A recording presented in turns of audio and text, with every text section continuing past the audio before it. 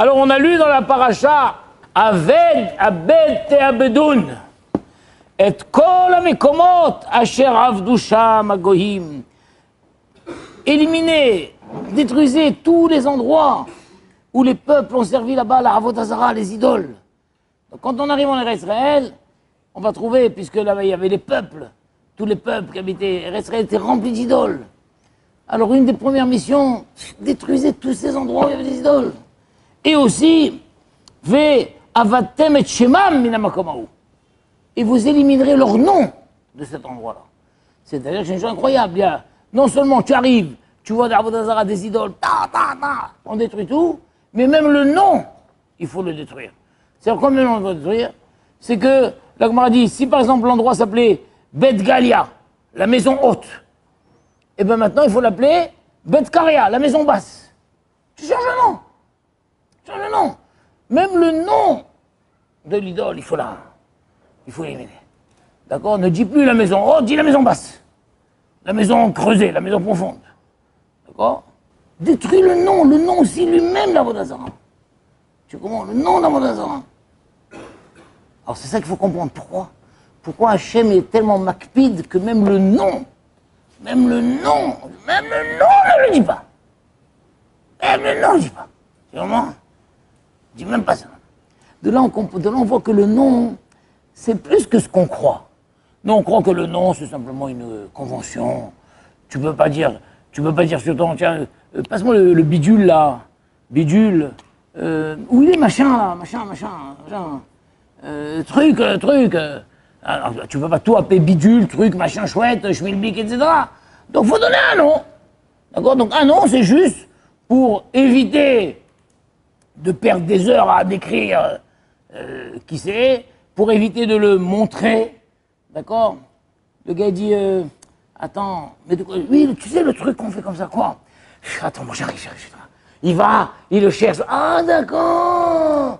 Ah c'est ça.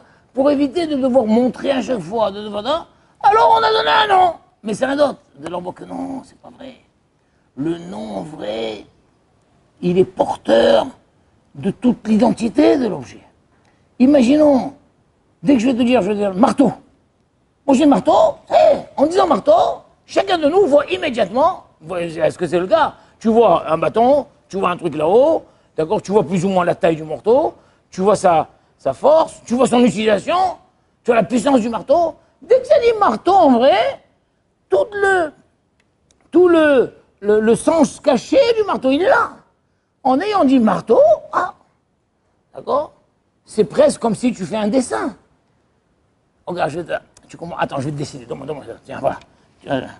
Comme ça, comme ça. D'accord? Tu as fait un dessin. Ah, d'accord, oui. Oui, mais comment tu appelles ça? Moi, j'appelle ça un schmilblick. Voilà, c'est pas un schmilblick, c'est un marteau. Donc, dès que tu dis le mot marteau, tu vois, tu veux décrire une scène. Dès que tu dis, alors le gars, il lit une lettre. Tu dis là, dis avec tes lèvres. Voilà, il était seul dans la forêt et les loups se sont mis à hurler. Dès que tu dis ça, il était seul dans la forêt, les gens, tu vois un type seul dans la forêt, tu entends les loups, tu vois ce que c'est les loups. Donc on voit que le nom vrai, c'est comme un dessin qui met en évidence toutes les trous de notes, les qualités de l'objet, sa taille, son utilisation. Donc le nom, à la limite, le nom, c'est comme un manche, on va dire le manche d'un objet. Tu as l'objet, et puis tu as le manche de l'objet. En prenant le manche, tu as levé l'objet. D'accord? Ou on va dire, le nom, c'est l'emballage de l'objet. D'accord? Donc tu as pris tout ça, tu as pris un paquet emballé, hop, tu l'ouvres l'emballage, il y a l'objet dedans. Mais c'est encore plus que ça même. Parce que le manche, si le manche se coupe, tac, hop, le manche s'est coupé, l'objet est là. Le manche, il n'est pas forcément intrinsèque à l'objet. Pareil, l'emballage, il faut que tu enlèves l'emballage, l'emballage est là, l'objet est là. Le nom, il est lié, il est collé à l'objet. Le nom, c'est presque comme si on disait l'ombre de l'objet. Tiens, l'ombre. Quelqu'un rentre, il dit « Ah !» Qu'est-ce qu'il y a? Ah, il y a un chien. Il n'y a pas de chien, il y a juste l'ombre. Mais s'il y a l'ombre du chien, c'est que là-bas, il y a l'ombre, le chien. Il ne peut pas avoir l'ombre d'un chien sans le chien. Tu comprends? Il est rentré. Ah! Qu'est-ce qu'il y a? Il y a le chien! Mais où il n'y a pas de chien? Mais si on regarde l'ombre, regarde. Ben d'accord, c'est l'ombre, c'est pas le chien. Mais il n'y a pas d'ombre de chien sans chien. C'est qu'il y a l'ombre là, c'est qu'il y a là-bas. Donc le nom, c'est comme l'ombre. Donc le nom, c'est une chose très forte. C'est pour ça que je vous l'ai dit. Non seulement tu casses l'Avodazara, mais même le nom, tu le casses. Même le nom, tu le casses. Parce que tout le temps où le nom, il est Kayam, quelque part, l'Avodazara elle-même, elle est Kayemet. Et va savoir si un jour, tu ne vas pas être attiré par cette Avoda. Si un jour, tu dis, voilà, ici, voilà, lieu dit la maison haute. La maison haute. C'est quoi ce lieu? Oui, ici, à l'époque, il y avait une grande Avodazara, ça s'appelait la maison haute. Ah ouais? Et c'était comment, tout ça et tout? Oh, dommage, j'aurais voulu savoir et tout. Non, non, tu barres maintenant, tu barres la maison haute, lieu dit la maison basse.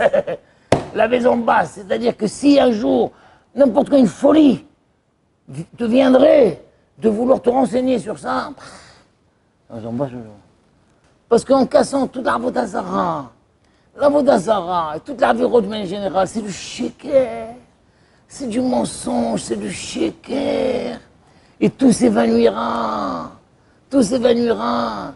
Donc si tu t'es contenté de casser la chose, mais tu as quand même conservé le nom, tu es en danger, tu es en danger. Hachem dit, casse l'Avodazara et casse aussi le nom. Tu vois, ne dis plus, imagine quelqu'un dit, ouais, ben avant j'allais en boîte de nuit. Ne dis plus boîte de nuit! Dis j'allais dans l'enfer. Tout le temps tu dis j'allais en boîte de nuit, il te reste encore les choses. Dis j'allais dans l'enfer. L'enfer de je sais pas quoi. Tu comprends? Change, incroyable comment il te dit. C'est Rabbi Yerucham, il dit la Torah nous apprend un hidouche incroyable, le moussard. Que c'est ça tout le moussard en vrai. Le moussard, c'est de savoir non seulement s'écarter de la Havera, mais c'est de méditer sur le gnout de la Havera. C'est le gnout, la honte de la Havera, la bêtise de la Havera, la petitesse de la Havera. C'est vraiment la perte terrible qui se trouve dans cette Havera. Et que tout l'Havera, ce n'est que du dimion. C'est de l'imaginaire. C'est du kécheker. Tout ça, c'est le moussard. Et une des hidushim que la Torah te dit dans le moussard, c'est non seulement écarte-toi de l'endroit, non seulement détruis l'endroit, mais même va jusqu'à détruire le nom lui-même. Le nom lui-même. Vous vous rendez compte comme c'est beau ça? C'est incroyable. Il te dit de cette manière, si un jour le Yetzer Hara veut peut-être de nouveau l'attirer vers cet endroit, mais lui il aura tellement dénigré à l'intérieur de lui cet endroit, il dit mais ça va pas, non. Ça va pas, non. Je vais pas aller dans la poubelle. J'allais dans une poubelle. Qu'est-ce que tu faisais? J'allais dans une poubelle. Une poubelle où? Là-bas. Ah, boîte de nuit. Ah, poubelle! Poubelle! Tu dénigres complètement. Et Béhémet, on voit que partout, c'est interdit de faire ce qu'on appelle l'itzanout. L'itzanout, la moquerie, la dérision. Sauf pour Avodazara. Avodazara, c'est un verrou de fait l'itzanout. Tu peux faire l'itzanout, parce que l'itzanout va te dévitaliser. Ça, c'est dès le début. Inversement, la Torah te dit, l'autre le passage continue, ken l'Hashem le kerem. Et surtout, n'allez pas faire la même chose pour Hachem. N'allez pas faire ça pour Hachem.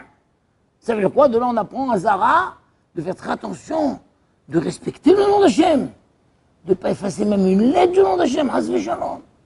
N'allez surtout pas faire ça à Hachem. Au contraire, c'est marqué. Donc, vous casserez les choses. Hein? De quoi? L'intot, de ne pas casser une pierre du misbéar. Si quelqu'un va casser une pierre du misbéar, une pierre du Beth Knesset. Attention. Ah, tu as cassé, attention, Beth Hachem. Beth Hachem, c'est un stade de foot ici.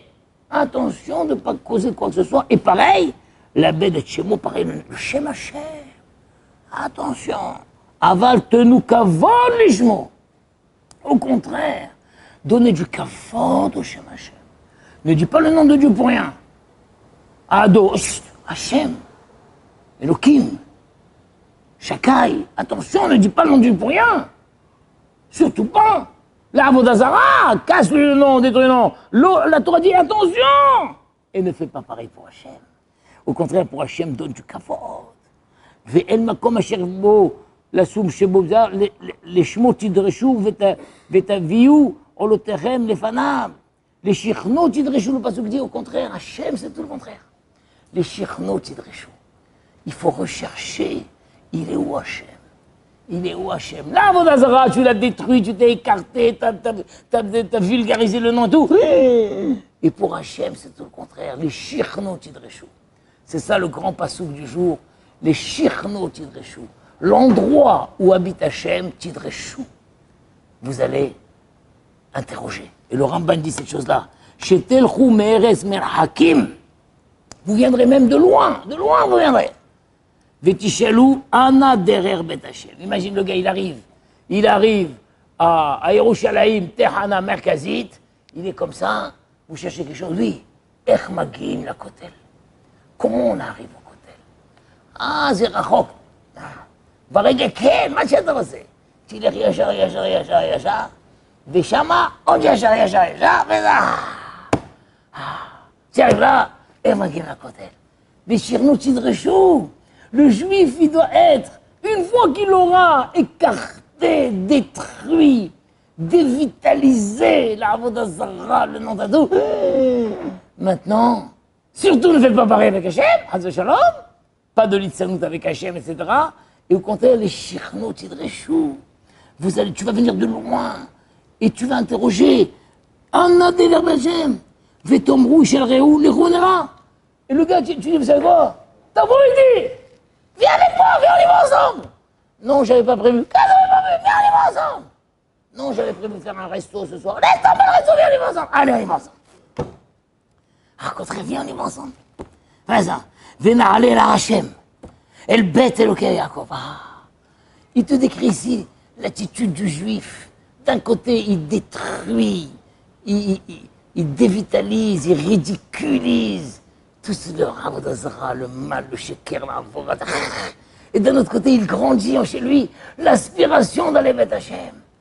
Imagine, il arrive à Ramot et faisait il faut Yeshiva, Yeshua Yosef. Ah, il faut. C'est chiant, les malins. Ok. Non, t'as pas été. Voilà. Les shichnot tidreshu. Tu recherches ça. Et Behemet,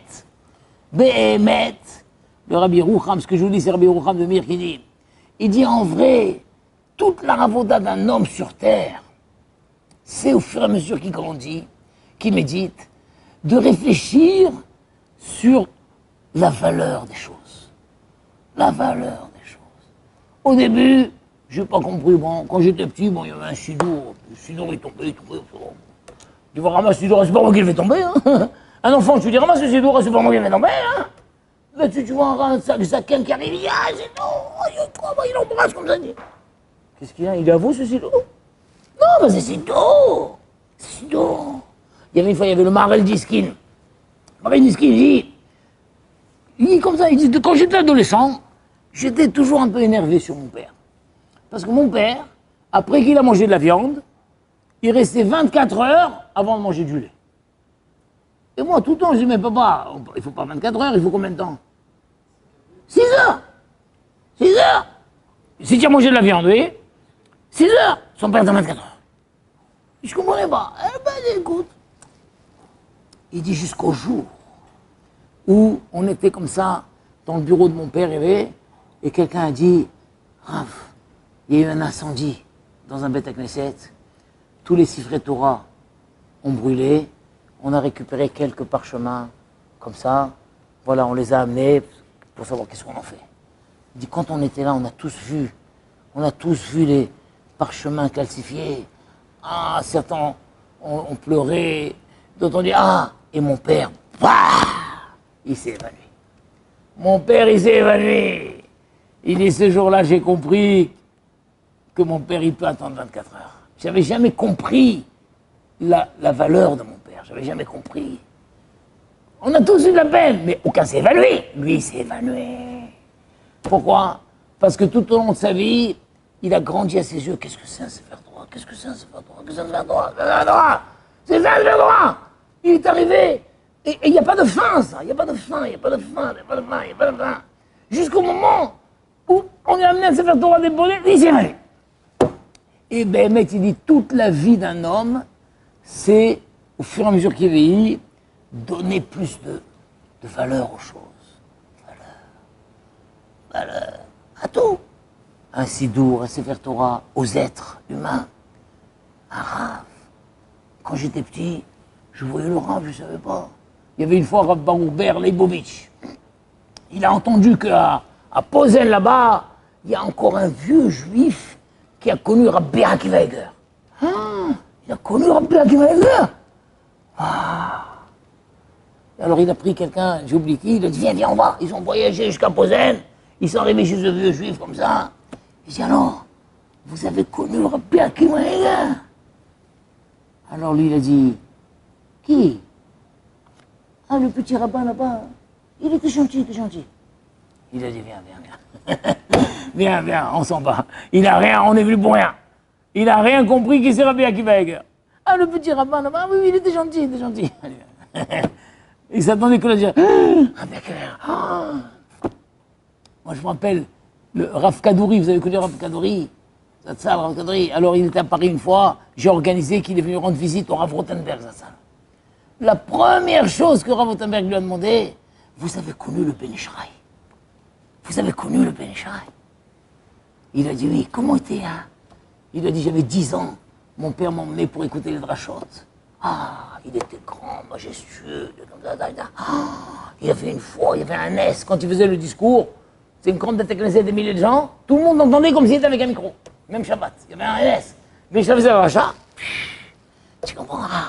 Mais c'était ça la question. Vous avez connu le Ben Ish Chai? Il lui mangeait les...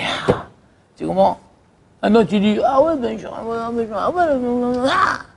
Au fur et à mesure de la vie, c'est comprendre. Et une de nos missions, c'est de comprendre les événements qu'on vit. Il y a des gens, ils comprennent rien. Ils disent, pourquoi il faut chaque fois, chaque chose, il faut réfléchir, le pourquoi, le comment, le...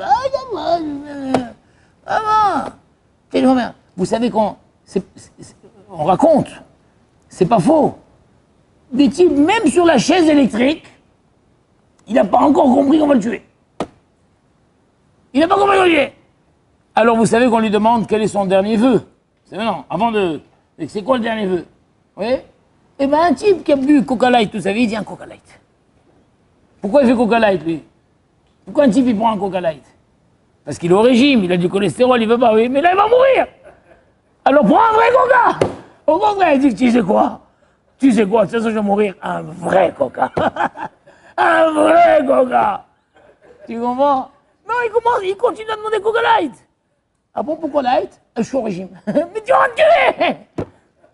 C'est pas des blagues. Le condamné à mort sur sa chaise électrique continue encore, parce que lui, on l'a installé bien. On ne l'a pas encore attaché les mains et tout. Il est bien. On dit, vous désirez quelque chose? Ah bah, un Coca Light. Il n'a pas réalisé qu'on va le tuer. Tu comprends? S'il réalisait qu'on va le tuer, alors demande un vrai Coca. Tu comprends? Demande un Coca Light. Coca Light. Tu comprends? Pourquoi? Parce que Bémet, le rôle des gens, ils ne réalisent pas. Ils ne réalisent pas. Comme nous on ne comprend pas. Nous, on arrive, Rosh Hashanah, Yom Kippour et tout. Tu vois les tzadikim qui sont, ils tremblent. Qu'est-ce qu'il a? Il fait une dépression, là, ou quoi? Non, c'est Rosh Hashanah. Ben alors quoi? Alors quoi? Tu comprends? C'est ça qui est incroyable. Les Réchaïm, ils n'ont pas peur de Rosh Hashanah. Les Sadikim, ils tremblent, ils sont pâles. Tu as des Sadikim, ils sont pâles. Tout, Asiretim et Tchouba. Ils sont là. Mais enfin, ça va pas, qu'est-ce qu'il y a? Ça fait pas si peur que ça. Parce qu'eux, ils voient la chose. D'émettre le travail d'une vie et d'une progression, c'est si quelqu'un dit « Ah, je sens que j'ai progressé. Je vois que les choses dans mon esprit prennent de plus en plus de sens, prennent de plus en plus de valeur. Ah, maintenant j'apprécie, je réalise qu'est-ce que c'est une yeshiva. Je réalise qu'est-ce que c'est le Rav. Je savais pas que le Rav, c'est un tzaddik comme ça, le Rav. Je savais pas. Il a fallu que je vois. Je savais pas que la Torah c'est important. Je savais pas que le Shabbat c'est si important. Je ne savais pas. Il faut savoir. Notre Neshama, elle est sur terre. Il faut réaliser que notre Neshama, de même que sur terre, il y a la poussière partout. Tu laisses un objet. Quelque temps, tu reviens après. Imagine un bachour, il a laissé son chapeau sur la table avant les vacances, la fenêtre est ouverte, il revient, tout le chapeau recouvert de poussière. C'est quoi tout c'est venu ça? C'est normal, il y a la poussière. Sur la voiture et tout, il y a la poussière en permanence, on ne la voit pas, mais ça tombe. Tu reviens quelques jours après, tu vois, et des fois, quelqu'un il laisse un manteau comme ça. Poussière. Après quelques années, il dit attends, ce manteau, c'est dommage, il était bien, allez, je vais le remettre. Lui veut le remettre, la poussière est rentrée dedans. Même au pressing, ça s'en va plus. Il dit mais il est foutu votre manteau, jetez-le. Comment jetez-le? J'ai mis 2 fois dans ma vie. Il est foutu. Mais pourquoi? Monsieur, quand on veut conserver un manteau, alors on lui met une enveloppe en plastique comme ça, et comme ça, elle est protégée, vous l'avez laissé. Eh bien, le même système, il existe avec notre Neshama. Il faut savoir, Hachem prend notre Neshama tous les soirs, il nous la nettoie.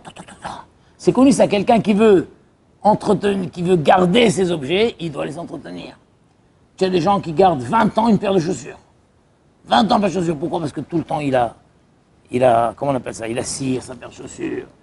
Il y a des gens, moi j'ai connu, à Pavé, il y avait un Rav, je ne veux pas dire son nom, il m'a impressionné, tout le temps, propre, élégant, 80 ans. Chaque fois qu'il s'asseyait, il avait toujours un chiffon dans sa poche, chaque fois qu'il s'asseyait quelque part, au fond de moi, je disais, mais il est piqué. Mais non, il m'a fallu du temps pour l'admirer, pour dire il a raison. Il a raison. Tout le temps, quoi, il a son chiffon, il essuie le bas et le dossier. On va prendre ça. Tu comprends? Moi, j'ai essayé de faire ça 1 ou 2 fois, j'arrive pas. Tout le temps. Et tu vois, il est comme ça. Il a plus de 80 ans, il est droit, il est propre, il est élégant. Toujours. Moi, j'arrive dans le cas, je jette mon chapeau, non, lui, il cherche toujours un endroit. Il essuie la table, il pose l'endroit, chapeau. Ah, bah, arrête d'essuyer, comment tu essuies? Tu comprends? Eh bien, en vrai, ce Rav, c'est un grand Rav. Le même soin qu'il met à nettoyer ses affaires, il a le même soin à nettoyer sa neshama. Alors déjà, il faut savoir que le soir, ça on le sait ça, Hachem, il nous prend la neshama, il nous la nettoie, et le matin, il nous la remet. Ça, le matin, on dit, Modéani lefanecha melech havekayam she'ehezarta bi nishmati. Merci de m'avoir rendu ma neshama toute propre. Combien tu es fidèle à Hachem. Merci. Depuis le moment du réveil jusqu'à il s'habille, il va comme ça, il arrive à Shachrit, ça y est, la neshama, elle a commencé déjà à se salir. Shachrit, lui nettoie la neshama. La matinée passe. C'est le Kuzari qui dit ça. La matinée passe, toute la matinée, de nouveau, elle s'est salie la neshama. Chacun à son niveau. Il y en a qui ont beaucoup sali, de la boue, d'autres un petit peu. Celui qui a chanté Ben Torah, un petit peu sali, c'est tout. Un peu de Bitul Torah, un peu de la Shonara, un peu de... Arrive Mincha, le Kuzari te dit Mincha, ça nettoie la neshama de toute la saleté qui s'est déposée depuis Shachrit jusqu'à Mitra. Arrive le soir, Arvit, on va nettoyer la neshama de la saleté qui s'est déposée de Mincha, Arvit. Tu comprends? Arvit, la neshama elle est prise, et Shachrit le lendemain matin, c'est comme ça. Maintenant, il y a un nettoyage à l'eau. Des fois, tu vas voir, nettoyage à l'eau. Arrive le Shabbat. Shabbat, un nettoyage au savon. Tout ça, on ne réalise pas. C'est quoi tous ces moments dans le calendrier? Tous ces moments, le Kuzari dit, c'est des moments où Hachem nettoie notre neshama.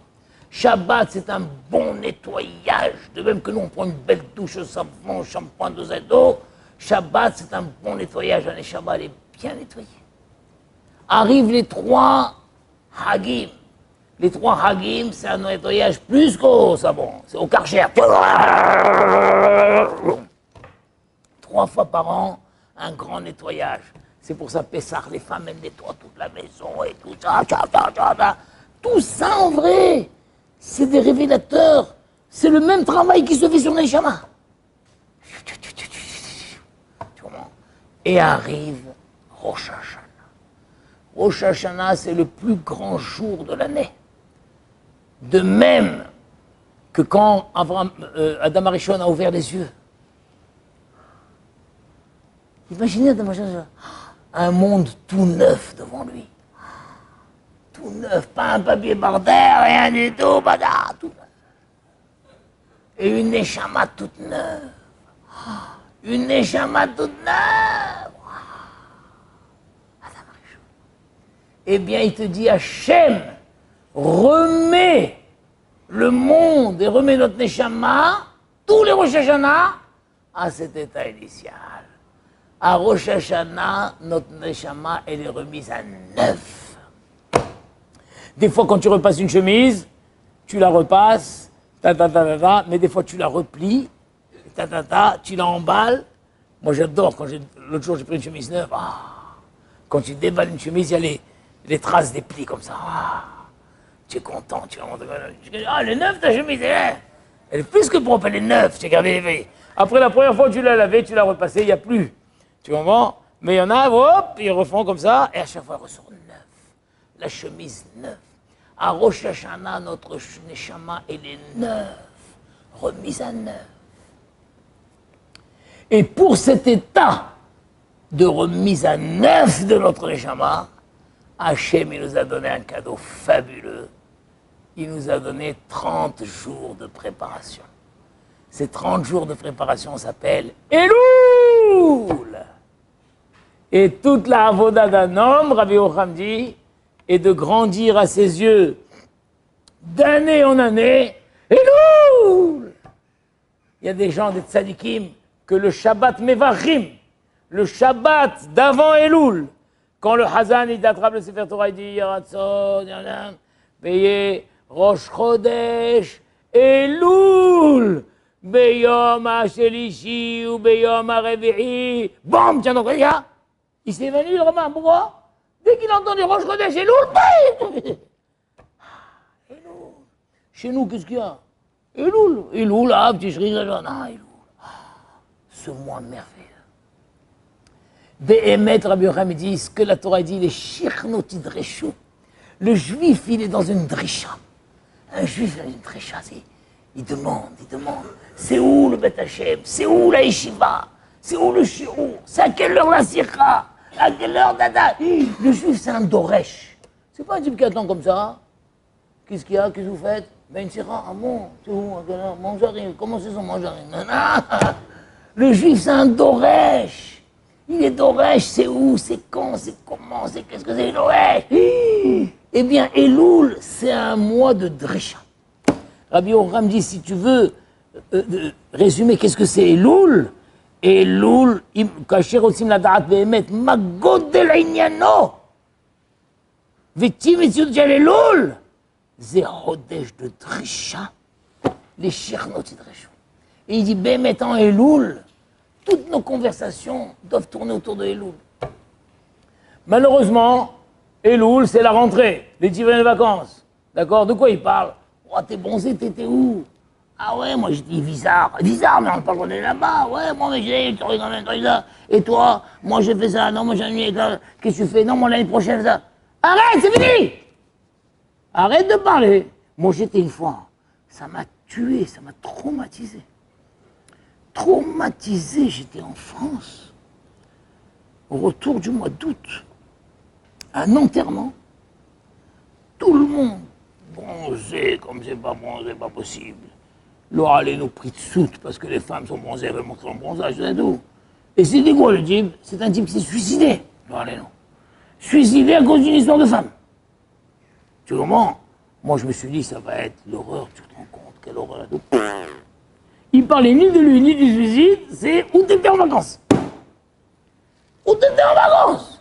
Attends, t'as super bronzé, c'était quoi ton truc et tout? T'es ramassé, tu m'en es? Tiens, tu vois? Moi, j'ai pris la parole, fait un scandale depuis ce temps-là. J'ai dit, écoutez, là, on va parler. D'abord, la première chose, je veux dire, ici, c'est un cimetière, c'est pas une piscine. Alors, mesdames, couvrez-vous. C'est pas une piscine, c'est un cimetière. Il y a un homme qui est mort, là, maintenant. Il y a un homme qui est mort. On dit, oh, là, il n'a pas le droit de parler comme ça, il se prend pour qui, le Robin? Énervé, moi, énervé. Un homme qui est mort, dans des circonstances terribles, là. D'accord? On parle pas de bronzage, c'est pas une piscine, c'est un cimetière.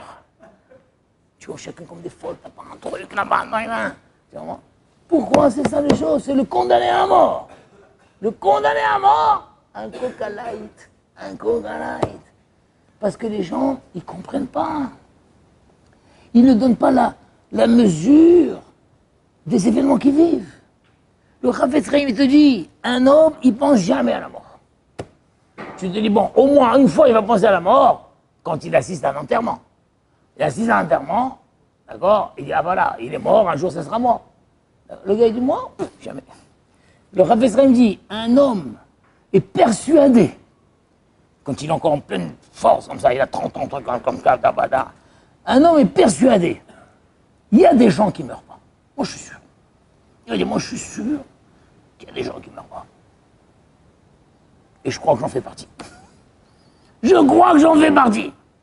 On dit, non, toi aussi, un jour, tu seras comme ça. Moi, jamais. Moi, comme ça, jamais. Non, non, tu seras comme ça, il y aura un rabbin. Moi, jamais. Comment jamais? Obligé, tout le monde.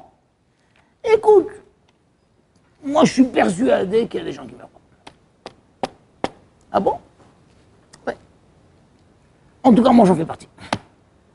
Tu te rends compte? Le gars, il comprend pas, alors que toute la vie, c'est... Tu as cru tout ça et tout. Maintenant, regarde qu'il est mort, celui-là, le pauvre. Réfléchis, non. Alors, il dit, Elul, au lieu de parler de tes vacances et tout ça et tout, dis, comment ça va ton Elul? Où tu as été dans Elul? Ah, moi, j'ai râlé. J'ai raté une sérote, dommage, le premier jour, j'ai fait sérote. Tiens, moi qui vous parle maintenant, moi qui vous parle. Mince alors. Je suis pas content. Pas content, parce que cette année, j'ai dit, ça fait des années, quand j'étais baron, je ratais jamais sérote. Mais depuis que je suis marié, ça, tout, on est fatigué et tout. Je sais pas, ça fait peut-être 15 ans que j'ai pas fait toutes les sérotes. J'ai dit, cette année, non, je m'arrange. Le premier jour, sérote.